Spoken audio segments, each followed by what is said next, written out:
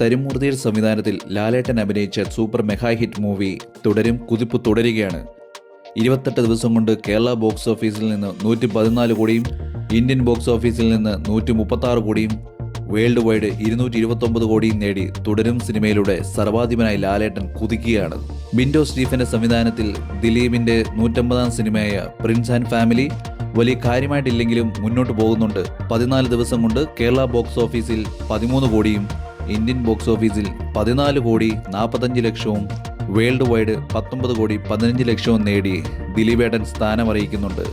ഷറഫുദ്ദീന്റെയും സുരാജ് വെഞ്ഞാറമൂടിന്റെയും പുതിയ ചിത്രമായ പടക്കളം 15 ദിവസം കൊണ്ട് കേരള ബോക്സ് ഓഫീസിൽ 12 കോടിയും ഇന്ത്യൻ ബോക്സ് ഓഫീസിൽ 13 കോടിയും നേടി ഒരു ചെറിയ സിനിമ തരക്കേടില്ലാതെ വിജയം നേടുകയാണ്. ആസിഫ് അലിയുടെ സർക്കിട്ട് വളരെ നല്ലൊരു അഭിപ്രായം കിട്ടിയിട്ടും കളക്ഷനിൽ യാതൊരു പുരോഗതിയും കാണാത്ത സിനിമ ഒരു പരാജയമായി മാറിയിരിക്കുകയാണ്. 15 ദിവസം കൊണ്ട് കേരള ബോക്സ് ഓഫീസിൽ നിന്നും 2 കോടി 40 ലക്ഷവും വേൾഡ് വൈഡ് 2 കോടി 70 ലക്ഷം മാത്രമാണ് സർക്കിട്ടിന് നേടാനായത്. ഈ സിനിമയ്ക്ക് ഒരു ദിവസം പോലും 50 ലക്ഷത്തിന് മുകളിലോട്ട് കളക്ഷൻ നേടാനായില്ല. ദിലീഷ് കണാരൻ സംവിധാനം ചെയ്ത മാത്യു തോമസ് നായകനായ 3D മൂവി ലവ്ലി 7 ദിവസം കൊണ്ട് 54 ലക്ഷം മാത്രമാണ് കേരള ബോക്സ് ഓഫീസിൽ നിന്ന് നേടാനായത്.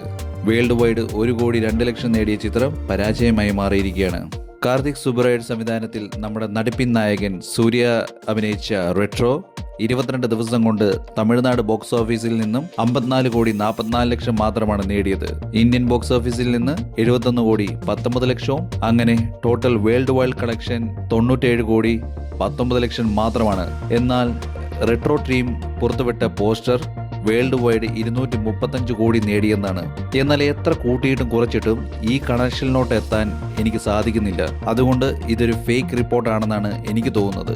നാനിയുടെ ഏറ്റവും പുതിയ ചിത്രമായ ഹിറ്റ് 3 22 ദിവസം കൊണ്ട് തെലുങ്ക് ബോക്സ് ഓഫീസിൽ നിന്നും 72 കോടി 46 ലക്ഷവും ഇന്ത്യൻ ഗ്രോസ് 92 കോടി 98 ലക്ഷവും വേൾഡ് വൈഡ് 117 കോടി 98 ലക്ഷം നേടി സൂപ്പർ ഹിറ്റ് അടിച്ചിരിക്കുകയാണ്. അജയ് ദേവന്റെ ഏറ്റവും പുതിയ ചിത്രമായ റെയ്ഡ് 2 22 ദിവസം കൊണ്ട് ബോളിവുഡിൽ നിന്നും 156 കോടി 76 ലക്ഷവും ഇന്ത്യൻ ഗ്രോസ് 184 കോടി 60 ലക്ഷവും വേൾഡ് വൈഡ് 211 കോടി 75 ലക്ഷവും നേടി കുതിപ്പ് തുടരുകയാണ്. ടോം ക്രൂസിന്റെ ഏറ്റവും പുതിയ ചിത്രമായ mission impossible the final recording Indian box ഓഫീസിൽ നിന്ന് 6 ദിവസം കൊണ്ട് 60 കോടി കളക്ട് ചെയ്തു.